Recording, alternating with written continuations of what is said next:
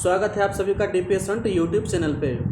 दोस्तों, जैसा कि मैंने पिछले कुछ दिनों से एक सीरीज चालू किया है engineering drawing MCQ important question का, तो उसका जो है हमने 3 चैप्टर ख़त्म कर दिया है।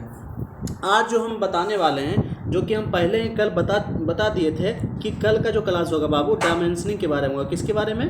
डायमेंशनिंग के बारे में। ऑल नॉलेज अबाउट डायमेंशनिंग, मतलब डायमेंशनिंग क्या है, डायमेंशनिंग कैसे किया जाता है, डायमेंशनिंग कितने टाइप से कर सकते हैं। तो इस प्रकार से डायमेंशनिंग से जितना क्वेश्चन आपसे निकल सकता है, जितना क्वेश्चन इससे निकल सकता है, जितना question exam point of view से इम्पोर्टेंट है, जितना क्वेश्चन आपको ज़रूरत है, उस टाइप के क्वेश्चन को मैं लेके आया हूँ। अगर इस वीडियो के आपने पूरा देख लिया बिना स्किप किए, तो आपको डायमेंशन से रिलेटेड, डायमेंशनिंग से रिलेटेड कोई भी प्रॉब्लम नहीं होने वाला।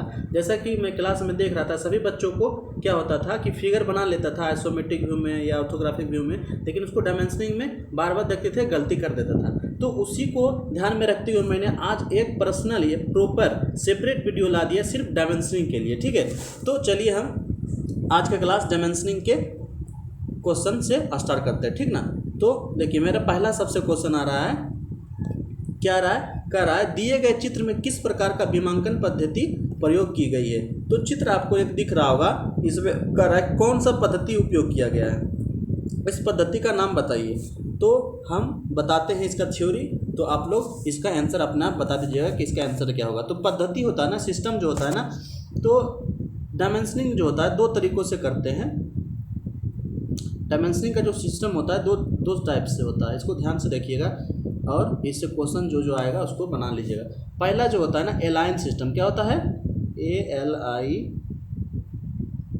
एलाइन सिस्टम, ठीक।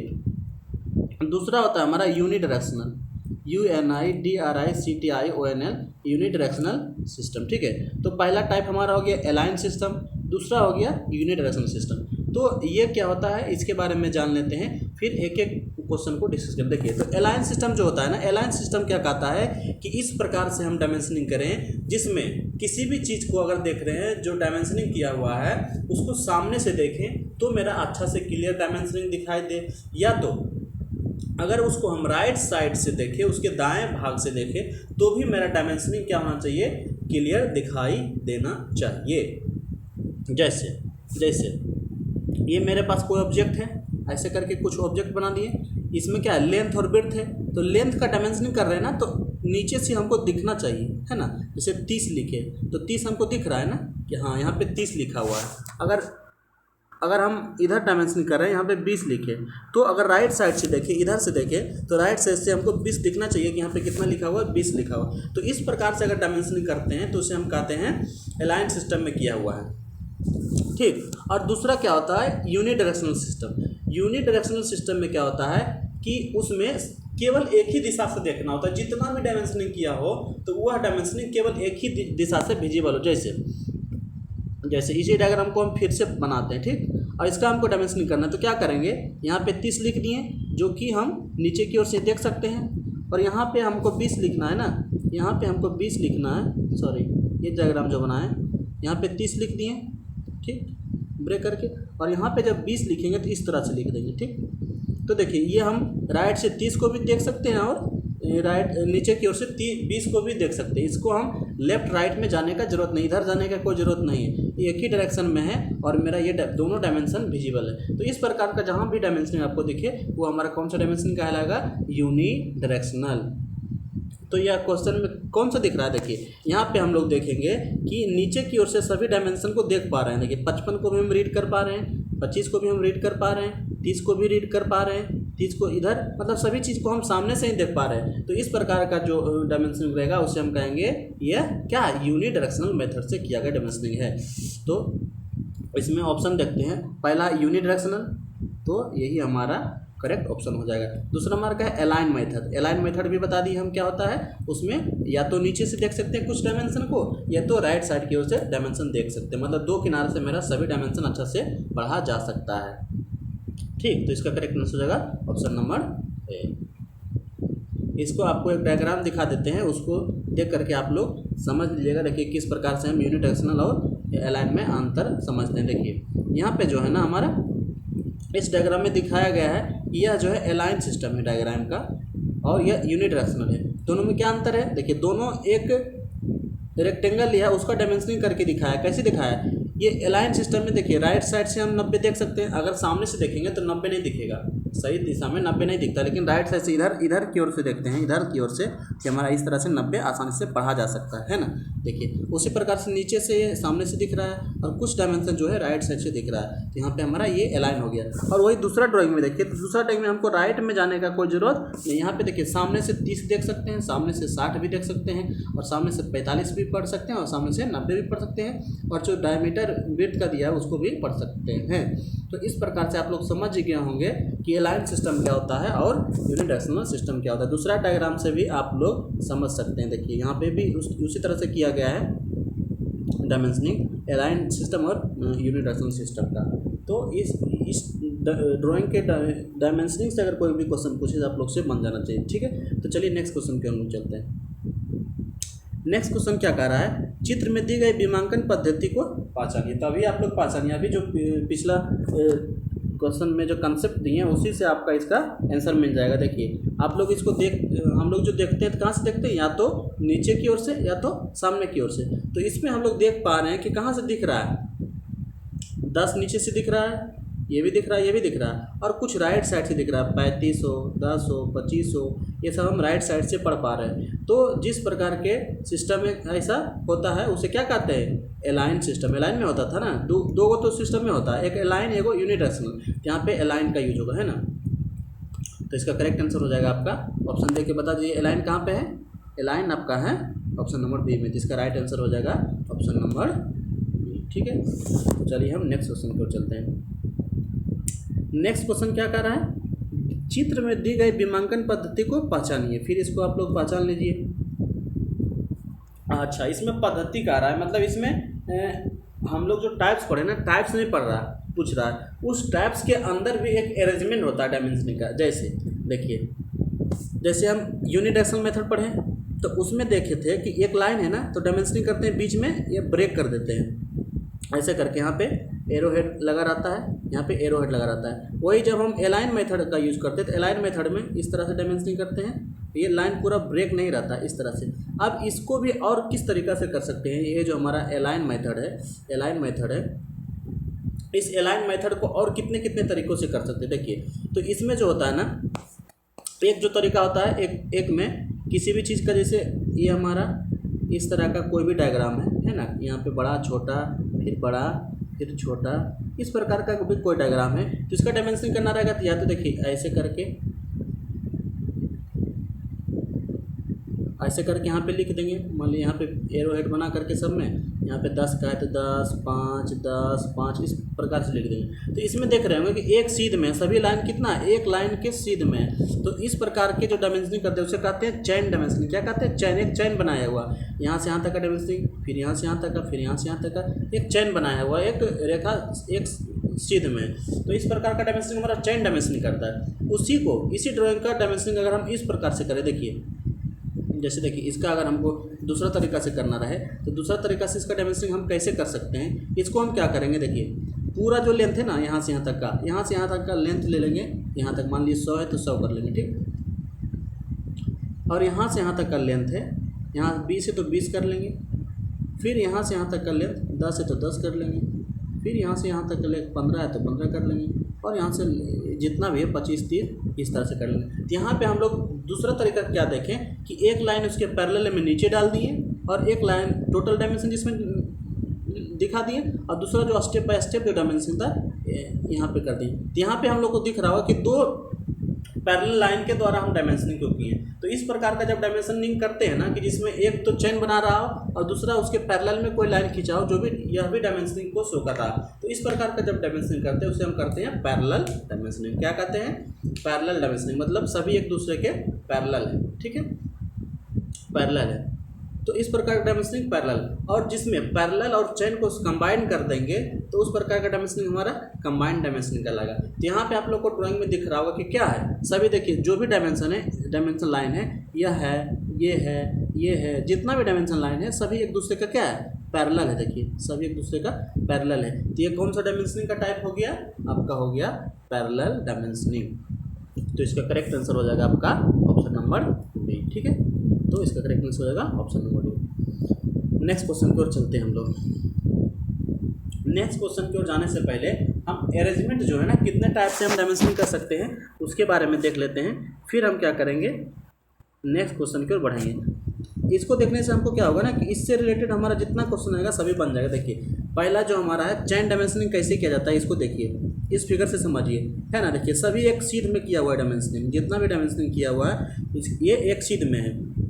दूसरा में आप लोग देखिएगा ये हॉल हमारा है, ये सभी जो हॉल है इस हॉल का डायमेंशनिंग किया है ना, तो एक लाइन सब पहले यहाँ से यहाँ तक का डायमेंशनिंग कर दिए, फिर एक पैरेलल लाइन से इस हॉल का डायमेंशनिंग, फिर एक पैरेलल लाइन से यहाँ तक का डायमेंशनिंग, फिर एक पैरेलल लाइन से इस हॉल का डायमेंशनिंग, मतलब सभी लाइन एक दूसरे के पैरेलल बना दिए। तो यह जो हमारा कहलाता है पैरेलल डायमेंशनिंग। और नेक्स्ट हमारा आता है कंबाइंड। कंबाइंड में क्या करते हैं, तीनों डायमेंशनिंग का दोनों का यूज करते हैं। चैन का ले लेते हैं कुछ भाग पैरेलल का, जैसे आप लोग को दिख भी रहा होगा, देखिए ये एक दूसरे से चैन बना रहा है, क्या बना रहा है, चैन बना रहा है, या तीनों लाइन एक दूसरे से चैन बना रहा है। और ये जो लाइन है आपस में पैरेलल भी है ना। तो पैरेलल डायमेंशनिंग भी आपका हो गया, यह लाइन आपस में पैरेलल है, और एक चैन के रूप में भी डायमेंशनिंग किया जा रहा है। देखिए चैन है ना, ये लाइन आपस में चैन बना रहा है, और ये लाइन आपस में पैरेलल है, ये लाइन आपस में पैरेलल है। तो दोनों का कंबाइंड रूप से जब यूज करते हैं तो उसे हम कहते हैं कंबाइंड डायमेंशनिंग। क्या कहते हैं, कंबाइंड डायमेंशनिंग। और चौथा जो हमारा आता है प्रोग्रेसिव डायमेंशनिंग। तो प्रोग्रेसिव डायमेंशनिंग में हम लोग क्या करते हैं कि एक सेंटर ले लेते हैं, जैसे यहाँ पे आप लोग को दिख रहा होगा सेंटर है, यहाँ पे एक पॉइंट मान लेते हैं, और पॉइंट से इसका डिस्टेंस मान लीजिए शो करना है, तो यहाँ तक का हम एक ऐसे करते हैं, ऐसे इस पॉइंट से यहाँ से क्या करते हैं, एक एरो से यहाँ तक का डायमेंशन ले लीजिए, ठीक। और फिर इसका डायमेंशन अगर शो करना है, फिर वहीं से लेंगे, यहीं से डायमेंशन, यहाँ से फिर एक एरो बढ़ाएंगे ऐसे करके, फिर यहाँ का डायमेंशन शो कर देगा। फिर अगर यहाँ तक का डायमेंशन करना है तो फिर सिंगल लाइन को आगे बढ़ाएंगे। तो इस प्रकार से जब डायमेंशनिंग करेंगे ना तो उसको हम कहते हैं प्रोग्रेसिव डायमेंशनिंग। क्या कहते हैं, प्रोग्रेसिव। जैसे देखिए इस डायग्राम से समझिए, यहाँ से यहाँ तक का डिस्टेंस 15 है तो 15 हो गया। फिर यहाँ से यहाँ तक का डिस्टेंस कितना है, यहाँ से यहाँ तक का डिस्टेंस आप 40 में 15 घटाइए तो यहाँ का आपका डिस्टेंस आ जाएगा। तो यहीं से सब एरो बना करके पूरा डायमेंशनिंग कर देते हैं। तो यह जो हमारा कहलाता है प्रोग्रेसिव डायमेंशनिंग। और नेक्स्ट हमारा और लास्ट आता है डायमेंशनिंग बाय कोऑर्डिनेट्स। देखिए नेक्स्ट हमारा जो आएगा आपका क्या आएगा, कोऑर्डिनेट डायमेंशनिंग। कोऑर्डिनेट डायमेंशनिंग में क्या करते हैं, जैसे बहुत सारा होल है, यहाँ पे आपको दिख रहा होगा, देखिए बहुत सारा होल है ना, एक होल है यहाँ पे, 2 3 4, तो चारों होल का डायमेंशनिंग करना है। एक बड़ा होल है उसका भी डायमेंशनिंग करना है, तो उसमें क्या करते हैं, एक रेफरेंस लाइन ले लेते हैं। मान लेते हैं ये हॉरिजॉन्टल एक्सिस है ना, तो इसके पैरेलल में एक एक्सिस और ले लेते हैं डायमेंशनिंग करने के लिए, जिसको हम एक्स मान लिए। उसी प्रकार यह वर्टिकल एक्सिस है, तो इसी के पैरेलल हम क्या कर दिए, एक एक्सिस ले लिए जिसको हम वाई एक्सिस मान लिए। अब जितना भी होल का डायमेंशन लेंगे ना तो इसको हम एक्स और वाई के टर्म में लेना। जैसे मान लेते हैं कि हमको होल नंबर 1 का डायमेंशनिंग करना है, ठीक। तो होल नंबर 1 का डायमेंशनिंग जितना दूरी रहेगा एक्स एक्सिस में, जैसे इसका एक्सिस जो है एक्स से दूरी कितना है, मान यहाँ पे आपको शो कर रहा है चित्र में, एक्स से दूरी आपका 15 mm है, और वाई से दूरी आपका कितना 45 mm है। तो यानी यहाँ से दूरी आपका 15 है, और यहाँ से यहाँ तक का जो दूरी होल का है ये कितना है 45 है। तो इस प्रकार का जब डायमेंशनिंग करते हैं ना तो उसे हम कहते हैं कि कौन सा डायमेंशनिंग, कोऑर्डिनेट डायमेंशनिंग। तो हम लोग को ज़्यादा ये सब नहीं पढ़ना है, बस जानकारी के लिए हम लोग आपको बता दिए, लेकिन हमको क्या क्या पढ़ना है, मेन हमको इम्पोर्टेंट मेरे लिए क्या है, इसका यूज करना पड़ता है चेन डायमेंशनिंग का, पैरेलल डायमेंशनिंग का और कंबाइंड डायमेंशनिंग का। कोई डायमेंशनिंग आपको ये दोनों पता रहे ना रहे, लेकिन ये तीनों के बारे में पता रहेगा तो आपको कोई भी ड्राइंग का डायमेंशनिंग हो जाएगा। पहला कौन सा, चैन, दूसरा पैरेलल, तीसरा कंबाइंड डायमेंशनिंग, ठीक है। तो इसको अच्छा से देख लीजिएगा, नहीं समझ में आए तो फिर से वीडियो को दोबारा रिपीट करके देखिएगा तो आपको ज़रूर समझ में आ जाएगा, ठीक है। तो चलिए हम क्या करते हैं, नेक्स्ट क्वेश्चन पर चलते हैं। आप नेक्स्ट क्वेश्चन हमारा है, ड्राइंग विमांकन में CSK 90 डिग्री गुना 11 लिखा है, इसका अर्थ समझाइए। तो देखिए इसका अर्थ क्या होता है ना, किसी भी ड्राइंग में क्या होता है, हमको कोई भी ड्राइंग दिया गया है ऐसे करके, उसमें इस तरह से कोई सिंबल दिया हुआ है और ऐसे करके यहाँ पे लिख दिया है CSK 90 गुना 11। तो इसका मतलब क्या समझते हैं ना, इसका मतलब होता है कि हमको इस चीज़ के बारे में नॉलेज दे रहा है कि इसमें क्या करना है, यहाँ पे कौन सा प्रोसेस करना है इसके बारे में बताना है। तो CSK का फुल फॉर्म आपका होता है काउंटर सिंक। क्या होता है? Counter sink. ये टर्म आपको थ्योरी में पढ़ाएंगे, जब थ्योरी का क्लास लेंगे ना, जब ED का समाप्त हो जाएगा 3-4 लेक्चर के बाद, तो आपको हम थ्योरी पढ़ाएंगे। तो थ्योरी में पढ़ाएंगे CSK मतलब होता है काउंटर सिंक्स, फिर होता है CBR मतलब काउंटर बोर, 90 डिग्री मतलब क्या होता है? एंगल।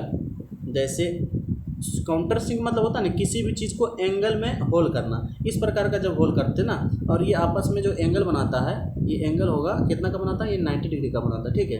ये जो दोनों फेस है ना, तो ये हमारा काउंटर सिंक। काउंटर बोर क्या होता है कि एक होल करना, ये आयताकार होल करना है इस प्रकार से। पहले से ये होल किया हुआ है और इसके ऊपर का भाग में मान लिया बोल्ट कसना है। इसको क्या करते हैं? इसको यहाँ पे थोड़ा सा सरफेस को क्या करते हैं? और बड़ा बना दिए। तो यहाँ पे इसको कहते हैं CBR से डिनोट करते हैं, काउंटर बोर। तो इस प्रकार का साइन ये दिखाता है, CBR मतलब काउंटर बोर, CSK मतलब काउंटर सिंक। और ये एंगल दिखा रहा है कि एंगल 90 डिग्री का है, और गुना 11 दिखा रहा है यहाँ पे कि इसका जो डायमीटर है ना 5 बोले, तो ये मान लीजिए हमारा काउंटर बोर करना है। तो यहाँ से यहाँ तक का जो डायमेंशन होगा 11 mm होगा। कितना? 11 mm, मतलब डायमीटर जो होगा 11 mm होगा। तो इसका करेक्ट आंसर क्या हो जाएगा? CSK मतलब होता है काउंटर सिंक, और 90 डिग्री के कोण पर बना होता है, और 11 मिलीमीटर मतलब होता है इसका व्यास कितना है? 11 मिलीमीटर है। तो उम्मीद करते हैं इस क्वेश्चन से आप लोग कुछ समझे होंगे। और देखिए और बहुत सारा चीज़ आपका आएगा, जैसे लिखा रहेगा इस प्रकार का, जैसे लिखा हुआ ना, और ये बताएं CBR, और तीसरा मान लीजिए लिखा रहेगा S5। S5 का मतलब होता है कि जो स्फेरिकल शेप है, स्फेरिकल शेप का जो डायमीटर हमको दिखाना होगा ना, जैसे स्फेयर मतलब गोलाकार भाग है, उसका डायमीटर अगर दिखाना है तो S5 से दिखाते हैं। उसी प्रकार से SR है, तो SR मतलब स्फेरिकल जो गोलाकार भाग है उसका त्रिज्या को दिखाना है। उसी प्रकार से जैसे फाई सिर्फ लिखा रहा है, तो फाई मतलब होता है कि सर्कल का डायमीटर हमको, जैसे 511 लिखा रहा है, तो 511 का मतलब समझना है कि सर्कल जो मेरा ये बना हुआ है इसका डायमीटर कितना है? 11 mm है, ठीक है। तो इस तरह से आपको और भी क्वेश्चन क्लियर हुआ होगा। नेक्स्ट क्वेश्चन हमारा क्या कह रहा है, देखिएगा। ड्राइंग में M12 गुना 1.2H CRH लिखा है, अर्थ समझाइए। देखिए इसका अर्थ आप लोग समझिएगा। इसका अर्थ होता है ना कि M मतलब होता है मीट्रिक थ्रेड। ये हम पढ़ेंगे ज़्यादा डिटेल, जब थ्रेड का क्वेश्चन लेंगे तो उसमें पढ़ेंगे। थ्रेड होता है जैसे नट बोल्ट में जो थ्रेड कटा होता है ना, थ्रेड होने के कारण ही नट और बोल्ट आपस में क्या होता है? टाइट होता है। तो ये थ्रेड है, तो किस टाइप का थ्रेड है? थ्रेड बहुत टाइप का होता है, जैसे मेट्रिक थ्रेड होता है, ब्रिटिश थ्रेड होता है, बत्रिश थ्रेड होता है, एकम थ्रेड होता है, और आपका बहुत प्रकार का थ्रेड होता है, नकल थ्रेड होता है।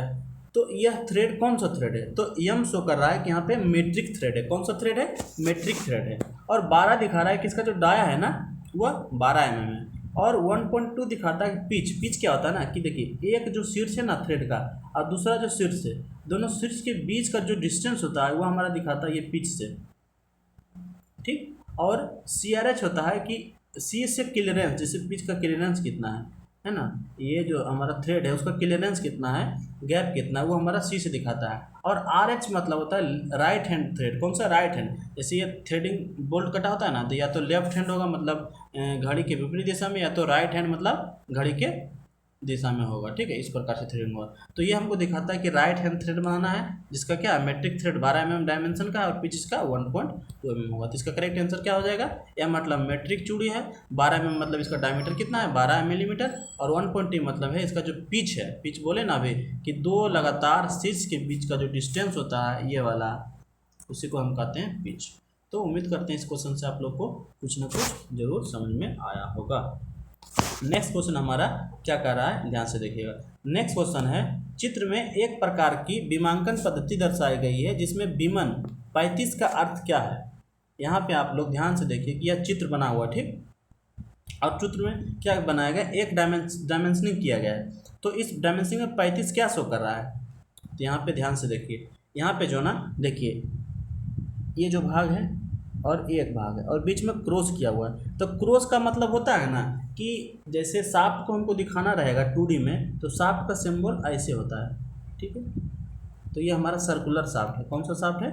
सर्कुलर शाफ्ट या सर्कुलर कोई भी भाग को दिखाना है या रोड को दिखाना है तो ये सिंबल होता है, ठीक। तो उसी प्रकार से हमको अगर कोई भी रेक्टेंगुलर पीस है तो उसको कैसे दिखाएंगे, तो रेक्टेंगुलर पीस का क्रॉस सेक्शन जब हमको दिखाना रहता है ना, तो वहाँ पे क्या करते हैं, ऐसे करके दोनों डायगोनल उसका बना देते हैं। क्या करते हैं, डायगोनल बना देते हैं। तो इसका मतलब होता है जो यहाँ पे ये जो भाग है ना, ये कैसा है, वर्गाकार है या आयताकार है, कैसा है, वर्गाकार है। तो इसका मतलब होता है हमारा कि 35 mm जो इसका लेंथ है या डाया है, लेंथ सॉरी यहाँ तो डाया नहीं होगा क्योंकि वृत्ताकार नहीं, तो 35 mm इसका साइड भुजा की लंबाई है, और ये कैसा है, आयताकार है या वर्गाकार है, वृत्ताकार नहीं, ठीक। तो इसका करेक्ट आंसर आपका हो जाएगा, क्या हो जाएगा, 35 mm वर्गाकार भाग है, कैसा है, वर्गाकार है ना। चलिए तो नेक्स्ट क्वेश्चन की ओर हम लोग चलते हैं।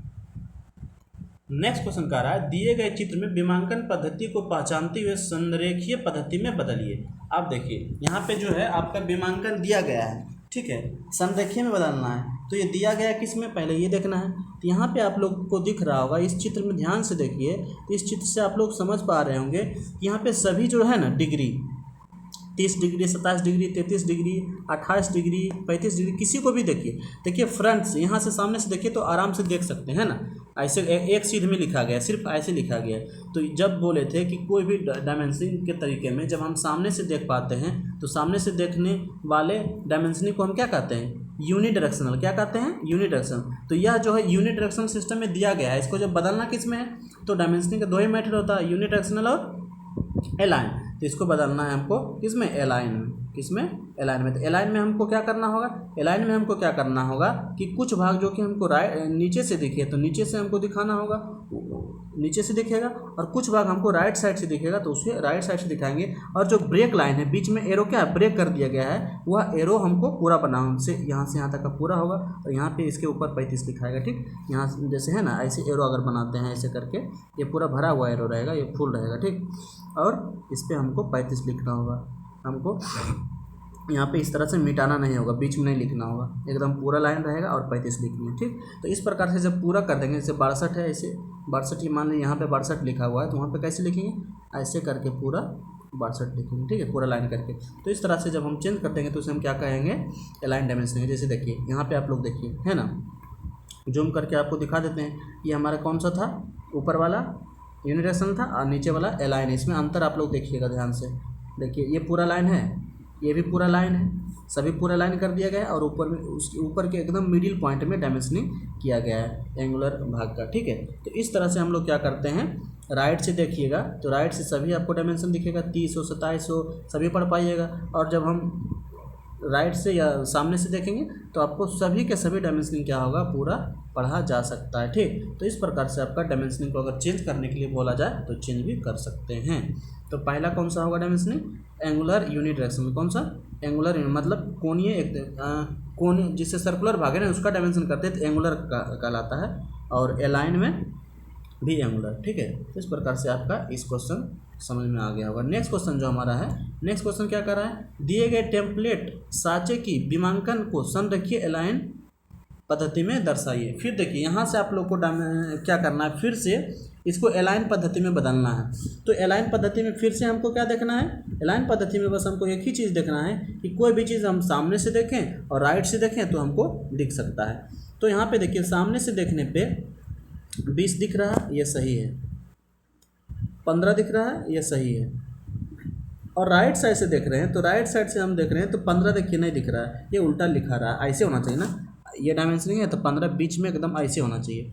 तो ये हमको क्या होगा, ये सुधारना पड़ेगा। कौन सा भाग सुधारना पड़ेगा, ये वाला पोर्शन सुधारना पड़ेगा, ये वाला भी सुधारना पड़ेगा, ये वाला भी 10 ऐसे होगा। देखिए 50 भी क्या है, सीधा में है, ये 50 मिडिल में और बीच में इस तरह से होगा, 35 को भी सुधारना होगा। तो इस तरह से हम लोग को पता चल गया कि एलाइन मेथड में कैसे करना है इसको। कुछ पोर्शन को क्या किया, सही लिखा है, सही लिखा है, जिसको चेंज करने की कोई ज़रूरत नहीं है, लेकिन कुछ पोर्शन को क्या कर दिया गया, उल्टा लिख दिया गया है ना। देखिए ये पूरा लाइन है और इसको सीधा लिख दिया 15, जो कि 15 ऐसे लिखाएगा, तो इसको हम चेंज कर देंगे तो एलाइन में हो जाएगा। तो आइए चेंज करके हम लोग देखते हैं। देखिए चेंज करने के बाद मेरा यह ड्राइंग ऐसे दिखेगा।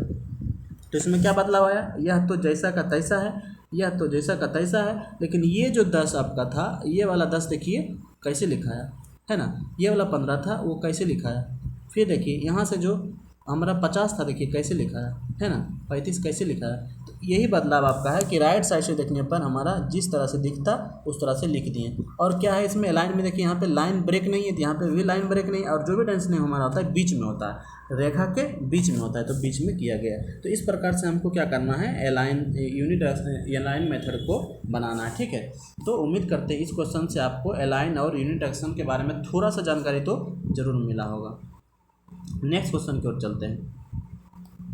नेक्स्ट क्वेश्चन मेरा क्या कर रहा है, दिए गए चित्र में विस्तार रेखा यानी एक्सटेंशन लाइन, विमांकन रेखा मतलब डायमेंशन लाइन, लीडर लाइन तथा एरो हेड को दर्शाइए। हाँ, यह जो है ना एकदम क्लास का क्या है, कंक्लूजन पॉइंट है। इसको अगर नहीं समझेंगे तो डायमेंशनिंग को मतलब नहीं ही समझे। यह लास्ट क्वेश्चन से आपको डायमेंशनिंग का जो भी पोर्शन बचा हुआ है उसको समझना है। जैसे इसमें एक्सटेंशन लाइन क्या होता है, डायमेंशन लाइन क्या होता है, एरो हेड क्या होता है, लीडर लाइन क्या होता है, इसका एरो हेड का लंबाई चौड़ाई का अनुपात क्या होता है, ये कैसे देते हैं, इसमें गैप कितना रहता है, इसको समझना है इस क्वेश्चन से। देखिए तो यह जो क्वेश्चन हमको सभी कुछ सिखा के जाएगा, और इस क्वेश्चन को बनाने के बाद हम जब ड्राइंग बनाएंगे तो डायमेंशनिंग अच्छे तरीक़ा से कर पाएंगे, ठीक है। तो चलिए इस क्वेश्चन को क्या करते हैं, बताना शुरू करते हैं। यहाँ पे देखिए आपको यह एरो दिख रहा होगा, है ना, पहले यह एंगल में है, फिर इसको सीधा कर दिया गया है। तो ये जो इस प्रकार से एरो देते हैं ना, तो इस एरो को कहते हैं, ये जो लाइन है, सॉरी ये जो लाइन है, इस लाइन को हम कहते हैं लीडर लाइन। क्या कहते हैं, लीडर लाइन। डायमेंशन में इसका यूज कब करते हैं, जब किसी भी सर्कुलर भाग हो या कोई भी भाग हो जो अंदर में है, तो अंदर में उसका डायमेंशनिंग नहीं कर सकते, क्योंकि अंदर में डायमेंशनिंग करने से क्या होगा, फिगर खराब होगा।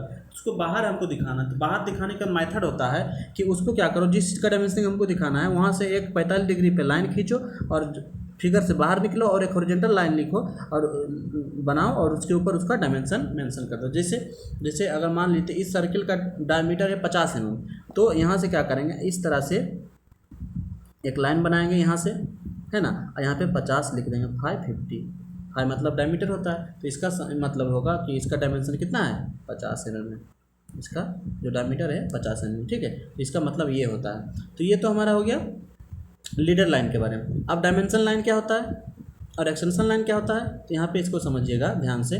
देखिए जब इसका हम डायमेंशनिंग करते हैं ना, तो यहाँ पे देखिए यह जो होता है, जैसे यह एक क्या है, आयताकार भाग है ना, ये जो है हमारा आयताकार भाग है। तो इस आयत का ये हमारा क्या है, चौड़ाई है, और इधर जो है हमारा ये लंबाई है। तो लंबाई चौड़ाई का दर्शाने का जो तरीका है क्या होता है कि ये जो लाइन ऑब्जेक्ट लाइन है उसके पैरेलल एक लाइन होता है। देखिए ये हमारा उसके पैरेलल एक लाइन खींचेंगे और इसी लाइन को हम कहते हैं डायमेंशन लाइन। क्या कहते हैं, डायमेंशन लाइन। और डायमेंशन लाइन के दोनों ओर जो वर्टिकल लाइन है, ये छोटा छोटा जो वर्टिकल लाइन होता है, उस लाइन को हम लोग कहते हैं एक्सटेंशन लाइन। क्या कहते हैं, एक्सटेंशन लाइन, है तो हिंदी में इसको कहते हैं विस्तार रेखा। क्या कहते हैं, विस्तार रेखा। और ये एक्सटेंशन लाइन जो होता है, जो ऑब्जेक्ट लाइन या तो आयत का जो चौड़ाई रहता है उसके एकदम सीध में रहता है, देखिए है ना, एकदम सीध में। और ये दोनों के बीच में जो गैप होता है, गैप 2 से 3 mm होता है। कितना होता है, 2 से 3 mm गैप छोड़ के हम क्या करते हैं, एक्सटेंशन लाइन ड्रॉ करते हैं। यहाँ पे भी आप लोग को गैप दिख रहा होगा, वह गैप कितना होगा, 2 से 3 mm। तो अब क्या बचा, देखिए दोनों किनारा पे आपको एक और चीज़ दिख रहा होगा, यहाँ पे डायमेंशन लाइन के किनारा में एक्सटेंशन लाइन के पास हमारा क्या, 2 तीर जैसा निशान दिख रहा हुआ। तो इस तीर को कहते हैं एरो हेड। इसका नाम क्या है, यह जो तीर है इसका नाम है एरो हेड। ज़्यादा स्पेस नहीं होने के कारण शॉर्ट में लिख रहे हैं, A for aero, H for head. यह एरो हेड कहलाता है, ठीक है। तो उम्मीद करते हैं इस डायग्राम के माध्यम से हम लोग समझने की कोशिश किए डायमेंशन लाइन क्या होता है, एक्सटेंशन लाइन क्या होता है, लीडर लाइन क्या होता है, एरो हेड क्या होता है, लीडर लाइन का एंगल कितना होता है, ठीक। और इस नेक्स्ट स्लाइड के माध्यम से और इसको डिटेल में समझने का प्रयास करेंगे। तो चलिए हम चलते हैं पहले इसका आंसर की ओर, उसके बाद नेक्स्ट स्लाइड की ओर बढ़ेंगे। देखिए यहाँ से आप लोग देखिए, ये हमारा क्या है, लीडर लाइन है। ये जो टेढ़ा वाला लाइन है ये लीड कर रहा है लीडर लाइन। ये हमारा विस्तार रेखा यानी एक्सटेंशन लाइन है ना, और एक्सटेंशन लाइन है। और ये जो है हमारा डायमेंशन लाइन है। और ये किनारा में जो डायमेंशन लाइन के किनारा में जो तीर बना है वो हमारा एरो हेड हुआ। तो इसका यहाँ पे एक्सप्लेनेशन दे दिए, और नेक्स्ट स्लाइड से हम इसका विस्तार समझेंगे। देखिए यहाँ पे आपको अच्छा से दिख रहा होगा, क्लियरली दिख रहा होगा कि ये मेरा क्या है, कोई भी रेक्टेंगुलर भाग है, ठीक। तो इसमें लंबाई होगा और चौड़ाई होगा। तो इसका देखिए डायमेंशनिंग कैसे करते हैं हम, क्या अभी जस्ट बताएं ना, अभी क्या बताएं कि जब भी इसका डायमेंशनिंग करेंगे तो इसका तरीका क्या होगा, इसका तरीका होगा आपका कि इसका तरीका होगा कि ये जो एक्सटेंशन लाइन होगा ना, एक्सटेंशन लाइन जो हमारा होगा, इसका जो वर्टिकल लाइन है ऑब्जेक्ट का या तो चौड़ा है उसके सीध में होगा एकदम एक पैरेलल, जैसे ऐसे होगा, ठीक। और ऑब्जेक्ट लाइन और एक्सटेंशन लाइन के बीच में जो गैप होगा ना, देखिए ये जो गैप है यहाँ पे शो कर रहा है, यह गैप कितना होगा 2 से 3 mm। ये जो गैप शो कर रहा है हमारा, यह गैप कितना है 2 से 3 mm। कितना 2 से 3 mm, ठीक। यहाँ पे आप लोग को डायमेंशनिंग करके दिखा भी चुका है, देखिए यहाँ पे है ना, यहाँ पे दिखाया भी है कि यह जो हमारा है कौन सा लाइन है, डायमेंशन लाइन है। और एक डायमेंशन एकदम बीचों बीच में किया जाता है।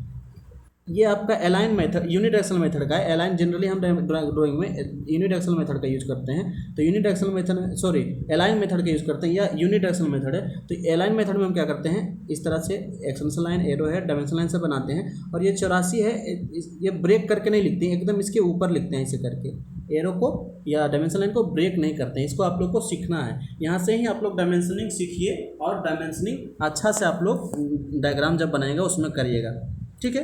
तो ये आपका हो गया एक्सटेंशन लाइन, ये डायमेंशन लाइन, इसका गैप हो गया, ठीक। तो इस डायग्राम से आपको जरूर कुछ ना कुछ डायमेंशनिंग के बारे में नॉलेज आया होगा। और आज के बाद आपको डायमेंशनिंग क्या करना है, में गलती नहीं करना है। या तो आप सभी ड्राइंग का डायमेंशनिंग यूनिडायरेक्शनल सिस्टम में करिए या तो अलाइन में करिएगा, कभी भी एक दूसरे से मिलाना नहीं है। जब भी करना है यूनिडायरेक्शनल या तो अलाइन में। यूनिडायरेक्शनल में करेंगे तो तरीका बता दिए, अलाइन में भी करेंगे उसका भी तरीका क्या कि हम एक्सप्लेन कर दिए। और ये क्या है, लीडर लाइन कैसे शो करते हैं उसका है, लीडर लाइन शो करने का ये भी तरीका होता है। एक पॉइंट दे दिए, पॉइंट दे करके भी इस तरह से एंगल में डालते हैं। तो ये 2-3 तरीका से करते हैं, लेकिन मेनली जो हमारा आता है यही तरीका ज़्यादातर किया जाता है, ठीक है। आप देखिए एरो हेड जो देता है ना, एरो हेड का भी एक स्पेसिफिकेशन होता है। जितना कोई भी नहीं कि पूरा बड़ा एरो हेड दे दिए, पूरा छोटा एरो हेड दे दिए, इसका भी एक क्या होता है, फिक्स लेंथ होता है, फिक्स विड्थ होता है। तो इसका लेंथ क्या होता है, विड्थ क्या होता है, इस डायग्राम से के माध्यम से समझेंगे और आज के क्लास को अंत करेंगे, ठीक है। तो यहाँ पे देखिएगा कि जो एरो है ना, एरो हेड का यहाँ पे क्लियरिफिकेशन दिया है कि यहाँ से यहाँ तक का इस तरह से जो होता है ये हमारा लेंथ कहलाता है। यहाँ पे दिख रहा है ना, लेंथ कहलाता है। और यहाँ से यहाँ तक का जो भाग होता है ये विड्थ है, नहीं इसका चौड़ाई कहलाता है। तो इसका अनुपात क्या होता है, कल भी बताए थे और आज भी बता देंगे, क्योंकि यह एरो हेड जो है सभी बच्चों से बन नहीं पाता, इसको बनाने में बड़ा दिक्कत होता है बच्चों को। तो यह जो लंबाई होता है ना, लंबाई अगर हमारा 3 mm है तो हमारा चौड़ाई जो लेंगे 1 mm लेंगे। कितना, 1 mm। मतलब रेशियो जो होता है लंबाई तो चौड़ाई का 3:1 होता है। अगर लंबाई हमारा 6 mm है तो चौड़ाई हमारा 2 mm है, फिर रेशियो 3:1 का हो जाएगा। तो इस प्रकार से हम एरो हेड बनाने का प्रयास करेंगे, ठीक। यहाँ पे भी देखिए विड्थ इंटू लेंथ का रेशियो कितना है, 1:3। और जब भी एरो बनाएंगे तो यह वाला एरो बनाएंगे, एरो हेड क्लोज्ड रहेगा और फिल रहेगा। ये यूज़ नहीं करते ड्राइंग बनाने में, ये वाला यूज़ करते हैं। तो एरो हेड का टाइप भी पूछेगा तो टाइप के बारे में भी हम बता दिए कि क्या क्या टाइप होता है। पहला होता है हमारा, कौन सा टाइप होता है, पहला होता है हमारा ओपन एरो हेड। कौन सा, ओपन टाइप, जिसमें क्या है, फिल नहीं है, ये दोनों रेखा ओपन किया हुआ है। दूसरा हमारा होता है क्लोज, मतलब फिल नहीं है, सिर्फ क्लोज है, ऐसे करके क्लोज किया हुआ, देखिए ना, इसमें कोई कलर भरा नहीं है। तीसरा हमारा होता है क्लोज भी और फिल भी, जो कि इस टाइप में आता है। इसमें अगर कोई कलर भर देंगे तो क्लोज भी हो जाएगा और फिल भी होगा। तो यही एरो का हमको यूज़ करना है, ये वाला एरो, ठीक है, इस एरो का यूज़ करना है। चौथा हमारा होता है ओब्लिक, जो कि इसका तुम लोग को नहीं पढ़ना, बस इसी के बारे में पढ़ो ना। जितना ज़्यादा पढ़ोगे, इसमें इतना डेप्थ है तो ज़्यादा भी नहीं पढ़ना चाहिए। जितना काम का चीज़ है उतना ही पढ़ना चाहिए, क्योंकि तुम लोग को एग्जाम के लिए पढ़ना है। नेक्स्ट अगस्त में जो एग्ज़ाम होगा उसके लिए हम लोग पढ़ रहे हैं। तो आज के क्लास में हमने क्या क्या पढ़ा उसको कंक्लूड करते हैं। डायमेंशनिंग कितने प्रकार से किए जा सकते हैं, डायमेंशनिंग का सिस्टम क्या है, अरेंजमेंट क्या है, पैरेलल है, कंबाइन है, प्रोग्रेसिव है, कोऑर्डिनेट डायमेंशनिंग है। उसके बाद एलिमेंट्स ऑफ डायमेंशनिंग, मतलब डायमेंशनिंग करते हैं उसमें क्या क्या कौन कौन सा लाइन होता है। तो वर्टिकल एक्सटेंशन लाइन होता है, डायमेंशन लाइन होता है ना, एरो हेड होता है। डायमेंशन लाइन और ऑब्जेक्ट लाइन के बीच में गैप कितना होता है, इसके बारे में पढ़ें। उसके बाद एरो हेड के विड्थ और लेंथ का रेशियो क्या होता है, वह कितने टाइप के होते हैं, लीडर लाइन क्या होते हैं। इस तरह से सभी चीज़ को पढ़ करके मैंने क्या कर दिया, डायमेंशनिंग से रिलेटेड जितना भी क्वेश्चन था उसको डिस्कस कर लिया और उसका हमने थोड़ा सा एक नॉलेज ले दिया और एग्जाम पॉइंट ऑफ व्यू, ठीक है। तो आज के क्लास में इतना ही रहने देते हैं। कल के लिए हम नेक्स्ट चैप्टर को स्टार्ट करेंगे। वह जो चैप्टर होगा हमारा प्रोजेक्शन, जिसका आपको बेसब्री से इंतजार है, क्योंकि प्रोजेक्शन क्या होता है, heart of drawing, heart of engineering drawing. अगर प्रोजेक्शन आपने नहीं पढ़ा तो आपने कुछ भी नहीं पढ़ा। तो कल का क्लास हमारा प्रोजेक्शन पे होगा, लेकिन आज का क्लास यहीं छोड़ते हैं। उम्मीद करते हैं आप लोग एंजॉय किए होंगे, सभी क्वेश्चन को समझे होंगे। जो क्वेश्चन नहीं समझे तो कमेंट बॉक्स में आप कमेंट करके बताइएगा, सर हम नहीं समझे, फिर दोबारा एक्सप्लेन करने का कोशिश करेंगे। तो ठीक है, गुड नाइट दोस्तों, जय हिंद, धन्यवाद। और हाँ, एक और आपके लिए मेरे तरफ से क्या है कि बोल देना चाहता हूँ कि जो लोग चैनल को सब्सक्राइब भी नहीं किए वो सब्सक्राइब कर लीजिएगा और अपने दोस्तों को शेयर कर दीजिएगा, लाइक कर दीजिएगा, जिससे हमारा और मनोबल बढ़े। ठीक है, इसके अलावा मैं कुछ नहीं कहूँगा। ठीक है, ओके, गुड नाइट।